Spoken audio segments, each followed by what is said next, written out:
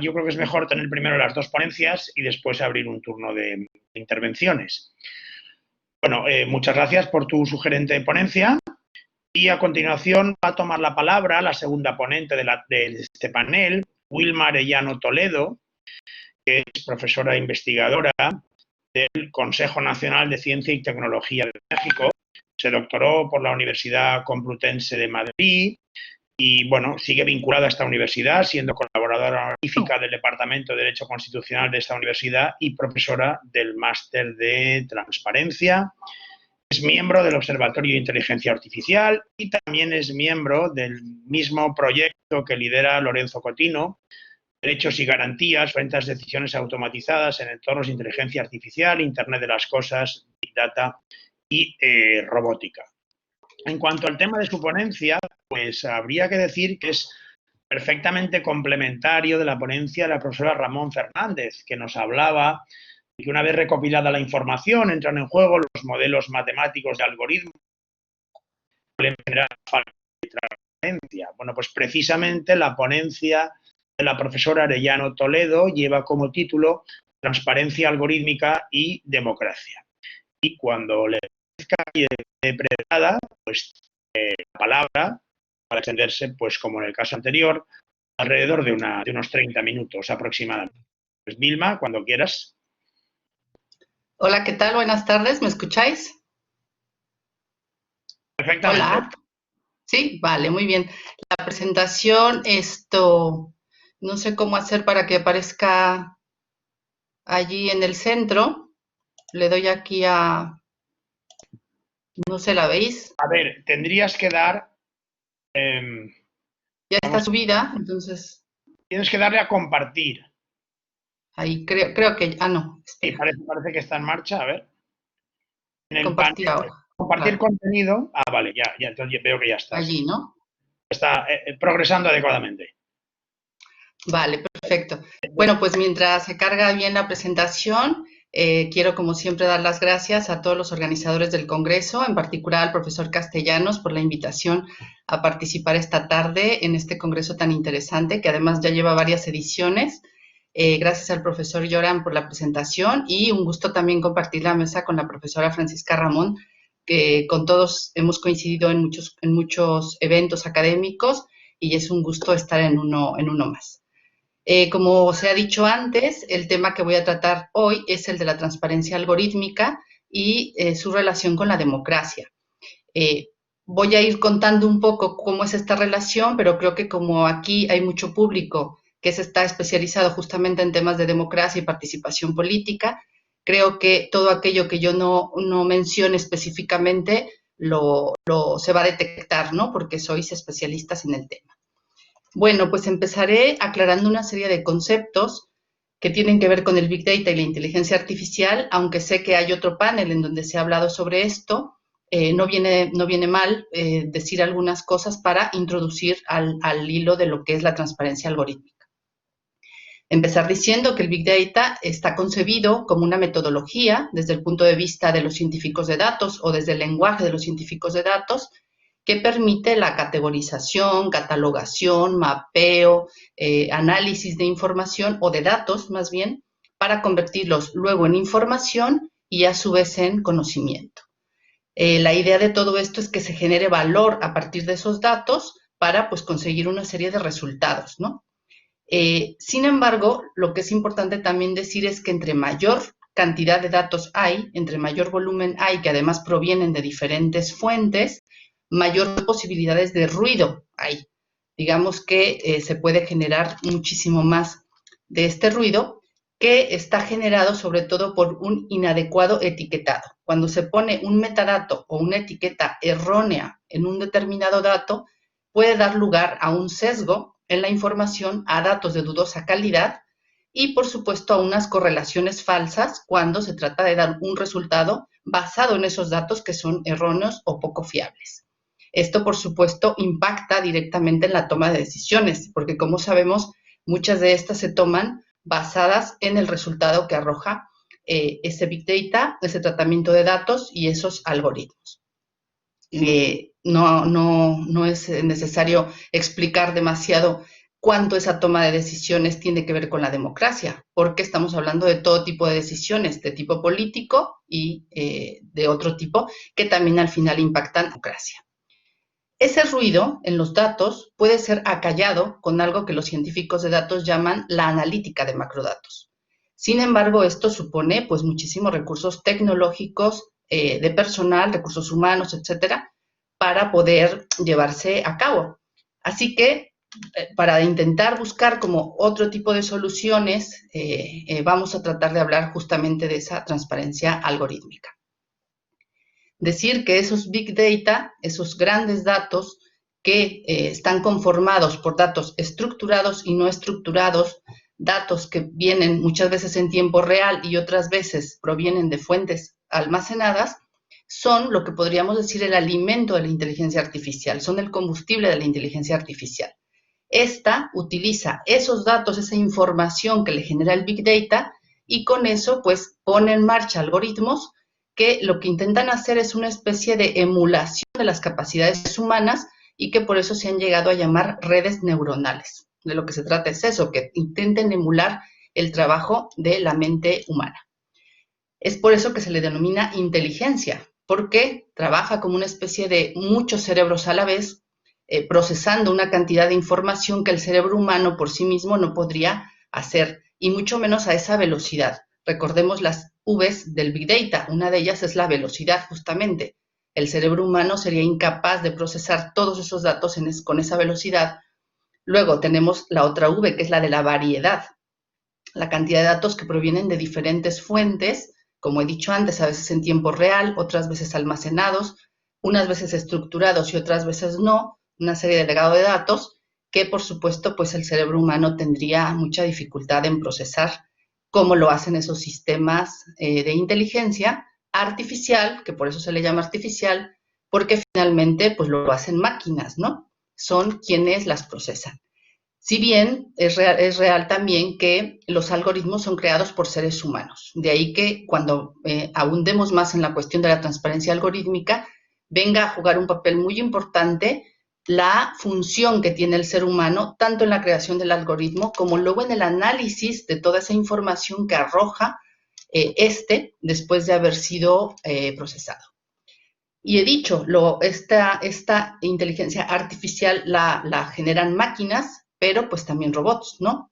Desde esos robots que conocemos como parte del Internet de las Cosas, que podría ser pues desde el pequeño aparato que tenemos en el hogar de limpieza, que se conecta con el automóvil, con el frigorífico, etcétera, con diferentes aparatos electrodomésticos o del exterior, desde ese tipo de robots, hasta aquellos que tienen forma humanoide, que son los que pues tradicionalmente la gente reconoce o identifica más como inteligencia artificial.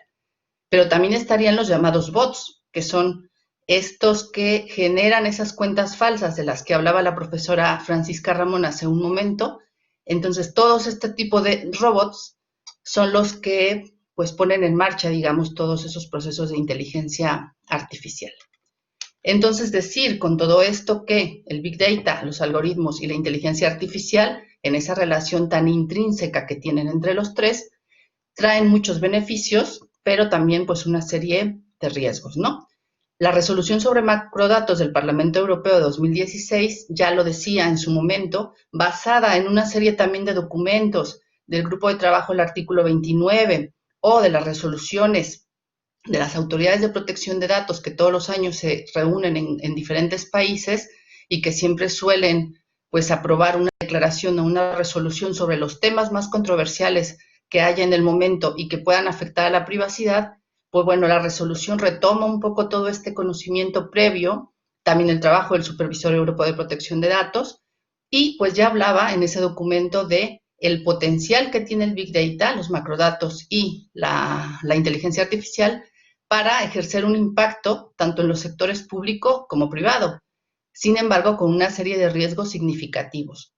Y esos riesgos, sobre todo, van asociados a la posible vulneración de derechos fundamentales, entre los cuales menciona específicamente la privacidad y la protección de datos personales, pero también habla de libertad de expresión. Y nosotros añadiríamos, dentro de todo este catálogo de derechos fundamentales, el derecho a la información, reconocido en el artículo 19 de la Declaración Universal y en el 20 de la Constitución Española, con las facultades de recibir, investigar y difundir información. Es un derecho que puede verse muy potenciado con todas estas herramientas de Big Data e inteligencia artificial. Se puede ejercer de una manera incluso más potente, por decirlo de alguna forma, a través de estas herramientas, pero pues también puede verse amenazado por según qué uso se haga con estos algoritmos, ¿no? Y por supuesto ese derecho a la información tiene una relación estrechísima con la democracia, porque no puede haber un régimen democrático pleno sin un verdadero ejercicio o un auténtico ejercicio del derecho a la información. Ahora bien, para todo esto entonces creemos que debe haber una regulación de la inteligencia artificial, del Big Data, que ya hay algunos documentos que ya se han mencionado aquí, incluso el propio Reglamento General de Protección de Datos habla de algunos elementos como, por ejemplo, el derecho a oponerse a ser objeto de decisiones puramente automatizadas. Entonces ya hay algunos antecedentes de regulación jurídica de la inteligencia artificial, pero creemos que tiene que haber todavía más regulación a ese respecto. Pero por supuesto está combinada con una serie de presupuestos éticos en donde se conformen fórmulas de heterorregulación o de corregulación, porque muchas veces el derecho positivo no puede responder a todos los desafíos, sobre todo cuando se trata de tecnología y de estos avances que tan aceleradamente van tomando camino y van ganando terreno. Es difícil muchas veces esa regulación, o a veces no deseable tampoco, porque quizá demasiada regulación jurídica pudiese desincentivar o coartar ciertos procesos tecnológicos o del sector privado que invierte en que se desarrolle esta inteligencia artificial, cosa que tampoco nos interesa, ¿no? Que lo más importante es que todos los actores que intervienen en los procesos tecnológicos, sea el actor empresarial o industrial o el sector productivo, sean las administraciones públicas o sector público, o sea la sociedad o nosotros como usuarios o como sujetos de derechos, pues que estemos protegidos en un contexto de este tipo. Y de ahí que la propuesta es esta, que los códigos éticos vengan un poco a complementar la posible o necesaria regulación al respecto. La regulación jurídica iría más de la mano de tratar de proteger derechos fundamentales, mientras que la ética podría ser más bien aplicada a la forma en que se concibe, se diseña, se comercializa y se pone a disposición del usuario final un determinado servicio o bien que tenga detrás un proceso de inteligencia artificial o Big Data. Entonces se ha hablado de ética en el diseño de los algoritmos. Si desde ese momento, desde el momento en que se están diseñando, se aplica esa ética, que como ya hemos dicho, finalmente el algoritmo lo diseñan seres humanos, pues podríamos tratar de encontrar un poco un equilibrio de estas dos, digamos, fases, ¿no? De la protección de los derechos y de la ética en el diseño de los algoritmos.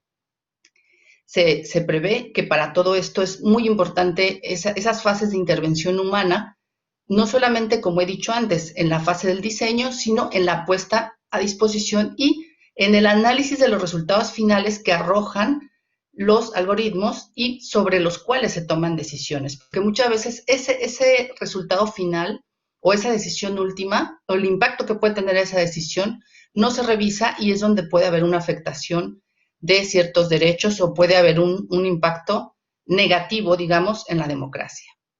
Ya había adelantado antes que el Reglamento General de Protección de Datos reconoce este derecho a oponerse a la toma de decisiones automatizada, porque finalmente cuando solo es puramente de este tipo, automatizada y sin una intervención humana, pudiera conllevar esa vulneración de derechos. De lo que se trata, pues, es de buscar un clima de confianza y de seguridad jurídica. Ya he dicho, para todos los actores intervinientes, que son sobre todo gobierno, empresa y sociedad. Luego hay más, pero digamos que serían los tres principales representados.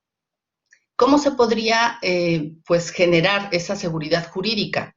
A través de esta transparencia algorítmica. Bueno, primero pues a través de esta, con una transparencia, con información al público afectado, que al final este principio de información aparece reflejado también en todo el listado, digamos, de principios de protección de datos, pues sería aquí un poco en esa misma línea, información al público afectado de cómo se toman las decisiones o cómo se diseñan esos procedimientos para luego tomar decisiones, y un respeto pleno, por supuesto, a los derechos, que aunque siempre se enfoca mucho a la parte de privacidad, como he dicho antes, también abarcando un respeto al derecho a la información y a la libertad de expresión.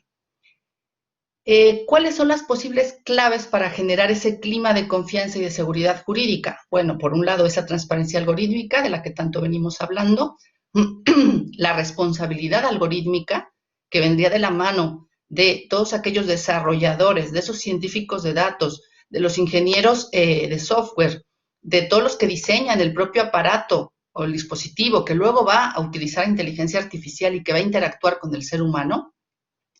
Estaría también importante como clave el tema de la anonimización, que se ha hablado mucho también a través del Reglamento General de Protección de Datos, a través de un documento que es la Decisión 5/2014 del Grupo de Trabajo, el artículo 29 en el seno de la Unión Europea, que ahora ya no existe ese grupo, bueno, sí existe con otro nombre, y la anonimización podría ser una de esas herramientas para tratar de crear ese clima, ¿no?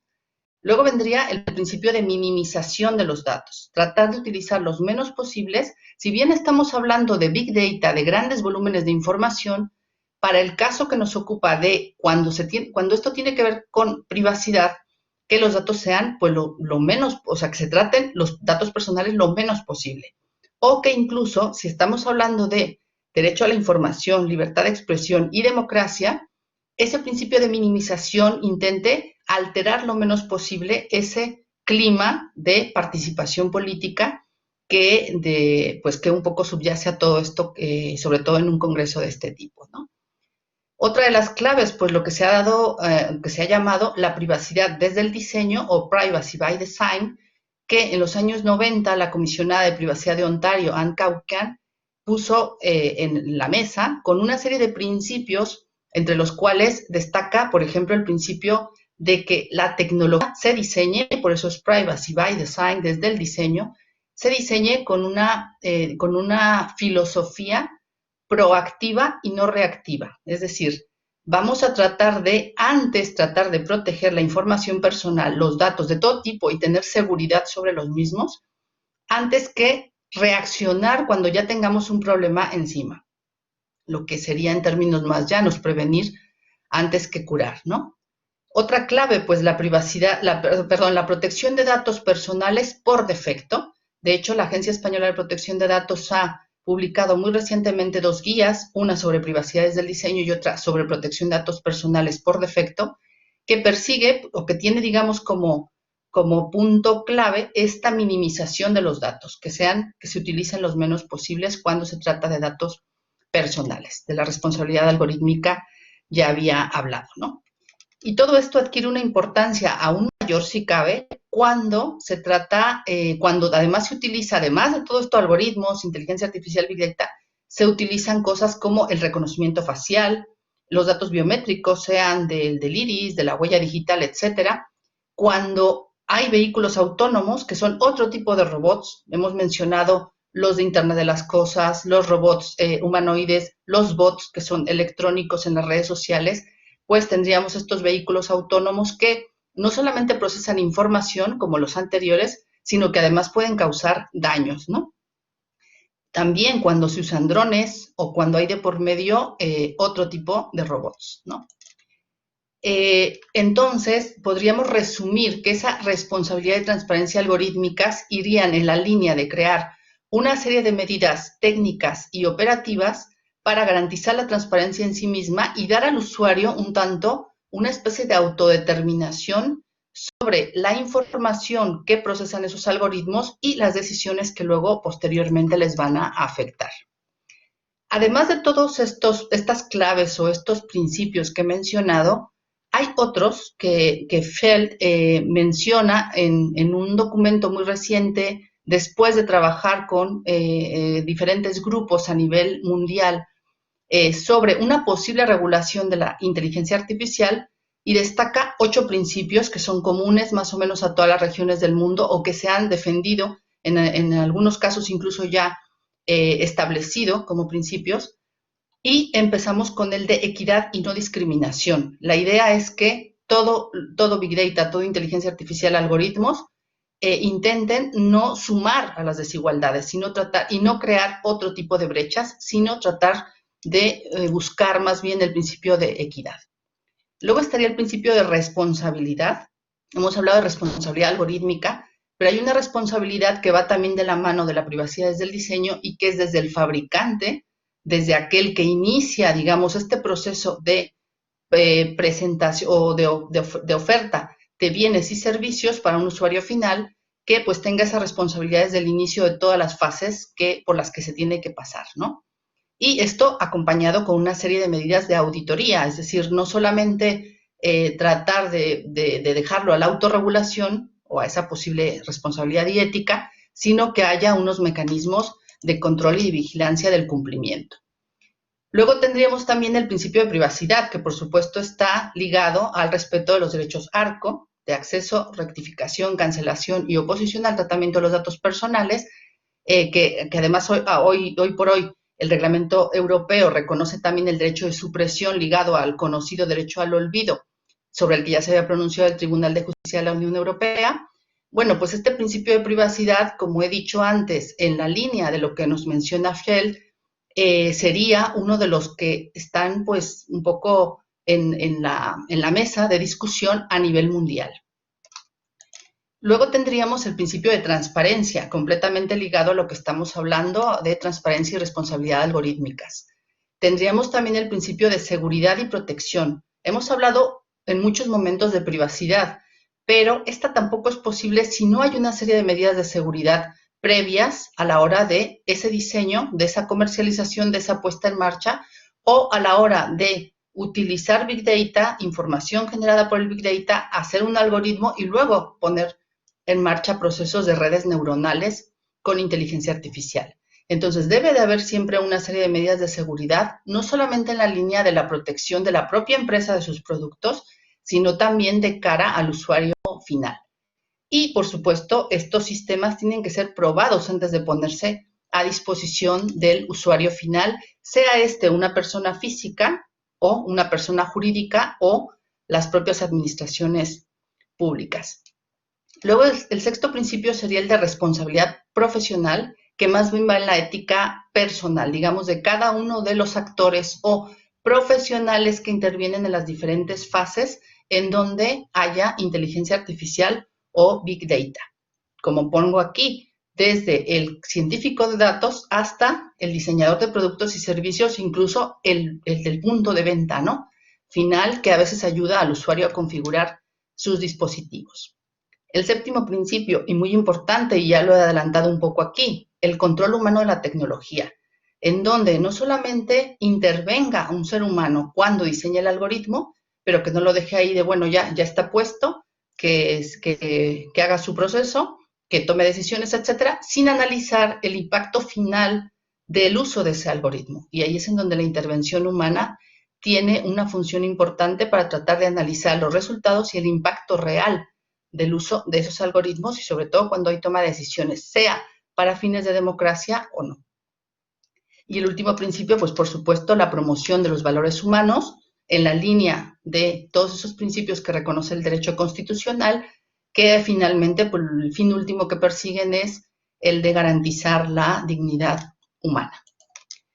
En la resolución sobre macrodatos del Parlamento Europeo que ya he mencionado antes, se decía también, bueno, es que el Big Data y la inteligencia artificial tienen muchos usos, algunos, pues por supuesto, muy positivos, pero luego se utilizan también, por ejemplo, con fines de prospección del mercado, o sea, de ver a futuro cómo puede reaccionar el mercado, por lo tanto, analizar a los consumidores y usuarios, por supuesto, afectar a las campañas políticas, que haya un tipo de publicidad selectiva o, en este caso, como estamos hablando de democracia y política, propaganda selectiva y al final influir en las elecciones y los resultados políticos.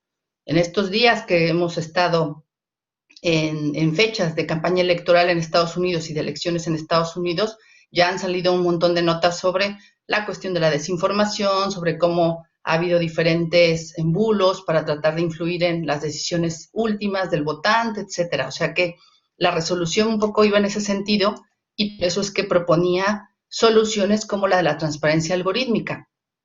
¿Qué debería perseguir esa transparencia algorítmica? Bueno, debe facilitar a las personas o debe hacer posible que se facilite a las personas información viable sobre la lógica, fiable, perdón, sobre la lógica aplicada.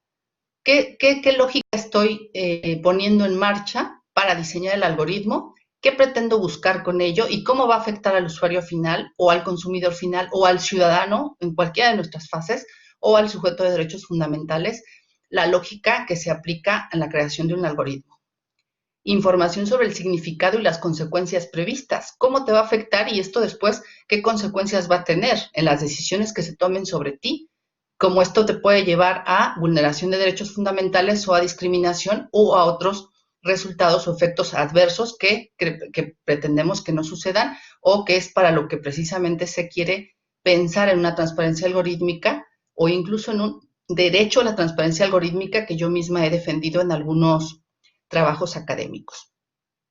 En tercer lugar, debería permitir a las personas controlar las decisiones que los afectan. Sé que esto es muy complicado y es a veces un poco como filosofía decirlo, ¿no? O pudiera suceder así, que pudiésemos tener control sobre eso, que finalmente es lo que en su momento perseguía ese principio de autodeterminación informativa que la doctrina y los tribunales, el Tribunal Constitucional ha interpretado de ese artículo 18 de la Constitución Española, pues va un poco en esa línea, ¿no? De autodeterminarnos y saber un poco, como en el caso de la autodeterminación informativa, en dónde están nuestros datos, quién los procesa, con qué fines, si tiene o no consentimiento nuestro, etcétera, pues lo mismo, pero vía el conocimiento del algoritmo, ¿no?